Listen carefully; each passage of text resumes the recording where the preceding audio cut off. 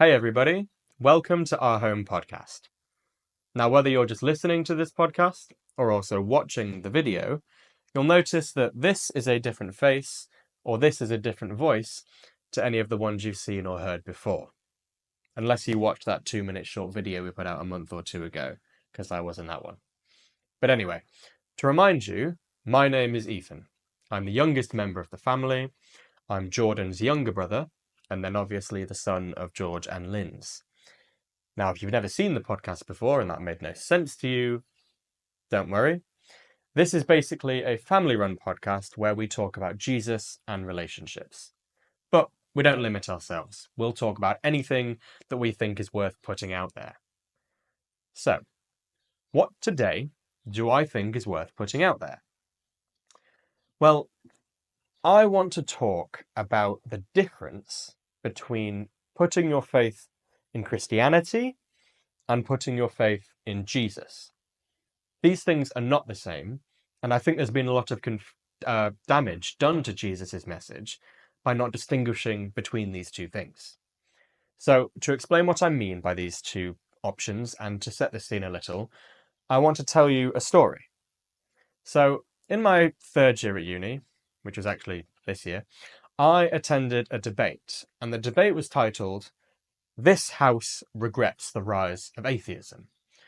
What that means is that on one side, that means that one side will argue that the rise of atheism has been bad for society, and the other side will argue it has not been bad.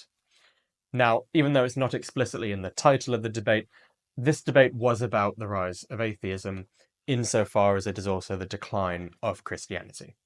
So this left one side arguing that the decline of Christianity was a bad thing, and then the other side was arguing that it wasn't a bad thing. The decline of Christianity is not regrettable. Now, when I attended, I obviously wanted the pro-Christian side to win. After all, I am a Christian, and surely the decline of Christianity must be bad, right? Well, I've since come to the opinion that that is the wrong way to look at it. Our focus shouldn't be on the success of Christianity.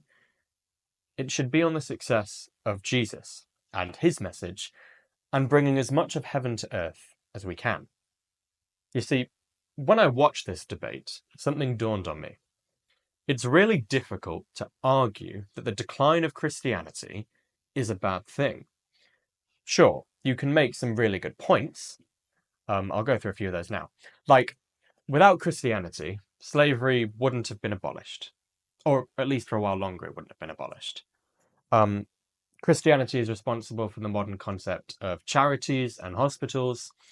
It was Christians, at least in the relatively modern era, who gave rise to the natural sciences. That's because science arose from this Christian belief that the world was created by God and therefore had intelligibility, had order, had regularity. And it's these features of the world that science needs in order to function. Science needs tests to be repeatable, which requires that the world is regular and has order and, will pretty much act in the same way no matter how many times you observe something. So stuff like that. So it was the Christian belief that the world is created by an intelligent creator that resurrected science in the West. Other thing, you can also point to things like the Catholic Church being the largest charity in the world. They do amazing things for those in poverty. You can also point to, certain studies that say churchgoers are more happy or Christians have happier marriages, etc., etc. There's a lot you can point to argue that the decline of Christianity would clearly be bad.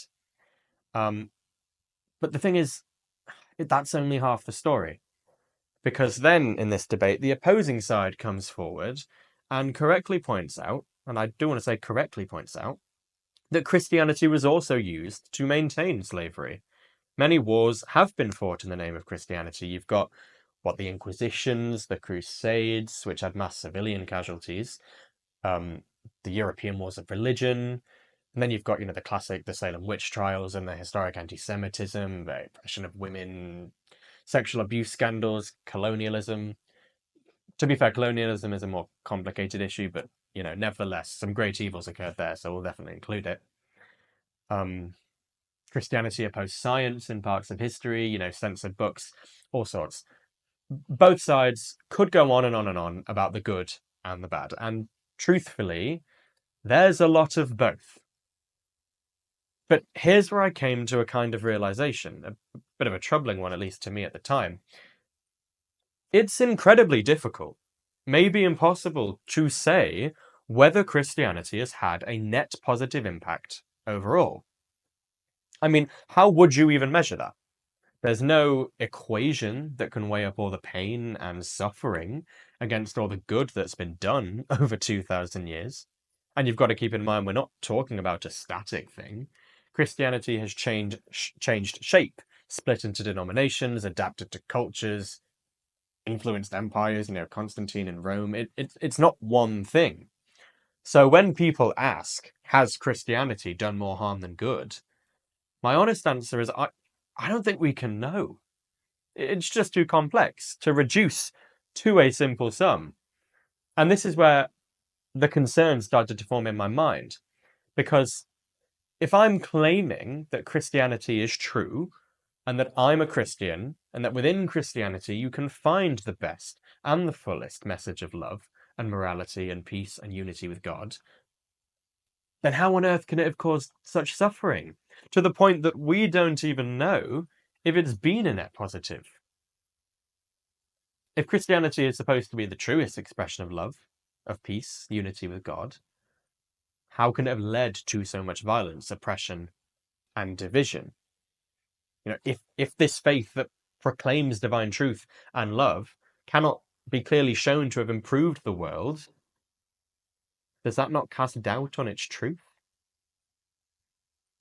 Now, I actually didn't have an answer at the time to this question, even though now the answer seems so obvious to me.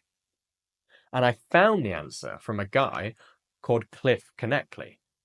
If you run in, some of the online Christian spaces, you've probably seen his videos. He's this pastor who goes to college campuses and answers difficult questions from students about Christianity. And one student asked him something along the lines of, why should I follow any religion? And Cliff says, you shouldn't. Do not follow religion. Follow Jesus Christ. Religion has been used to justify the Crusades, the Inquisition, the Salem witch trials, slavery. And he says, I think you'd be an idiot to follow religion. But he says Jesus Christ is totally different from religion. He said, I'd never follow religion, never. And so the student replies back, so you would just follow a guy? And Cliff replies, I would follow God. I would follow Jesus Christ. If you think I'm going to follow Christianity, he says, absolutely no way. He said, you'd be a fool. But to follow Jesus, that's radically different. So what precisely is Cliff saying here? He's saying that religion is, or should be cast as this human institutional system that can be and has been corrupted. But Jesus himself, his teachings, his character, his vision of life, his love, all that is held apart from the history of corruption. Jesus is different. He doesn't change. His message doesn't shift with culture or politics. His character, his values, his vision of love and truth, they all remain the same. And that's crucial. Because what people do in his name does not redefine who he is. I mean, anyone can claim to act for Jesus. I could walk next door, kill my neighbor, and say, I did it for Jesus. Praise me. But would that change what Jesus actually taught? Would it alter the life he lived or the example he left behind? Of course not. So, if my actions can't discredit Jesus, then neither can the worst actions committed by the church throughout history. Yes, people have used his name to justify horrors, but that tells us more about them than it does about him. The failure of Christians to live like Christ is not a reason to walk away from him or to believe that what he said isn't true.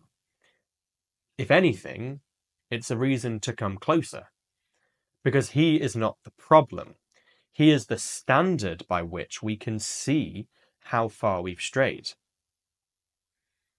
And I think that is the point. maybe the fact that institutional Christianity has so often failed is exactly what proves the need for Jesus himself. Because what we see over and over again is that human beings, left to their own devices, even with the best of intentions, distort truth, corrupt power, and twist love into control. Even something as beautiful as the gospel can be weaponized if it's placed into the hands of people seeking power instead of mercy. But Jesus isn't just another religious leader. He's the one who calls religion out. He's the one who flips tables in the temple. He's the one who denounces the religious elite for using God to control others. He's not the founder of a power system. He's the one who lays power down. So no, I don't follow Christianity in the sense of a 2,000-year-old institution with a track record full of contradictions. I follow Jesus Christ. Because when Christianity has looked most like Jesus, it's been at its best. And when it hasn't, when it sought power over people instead of love for people, it's failed him. I don't follow religion. I follow a crucified king who said to the people who crucified him, Father, forgive them. I mean, that's radical. You're being murdered, and Jesus says, forgive the people murdering me. That's who I believe in. And the more I learn about history, the more convinced I am that that's who we need. Not just then, but now. So put your faith in Jesus, not Christianity. So when someone says to you, for example, how can you support Christianity? Haven't Christians caused so much harm? You can say, I don't put my faith in Christianity. I put my faith in Jesus, who not only had nothing to do with those atrocities, but who would have condemned them outright. And if they want to call out the evils I've been describing, done by people claiming to follow Jesus, well, then you can just say, I'll stand with you. In fact, I'll lead the charge, and I'll do it by holding those actions, those atrocities, up to the light of Jesus, because it's his example that exposes just how far those people fell short. So that's pretty much all I wanted to say. Put your faith in Jesus. Don't put your faith in Christianity, because Christianity will let you down. It will disappoint you. So yeah, that's everything I have to say. We do have a Facebook community group. It's called like Our Home Podcast Community Group. So find us on Facebook, and you can also find us on all our socials, YouTube, Spotify, Instagram, all of that under Our Home Podcast. So have a good week, guys, and God bless.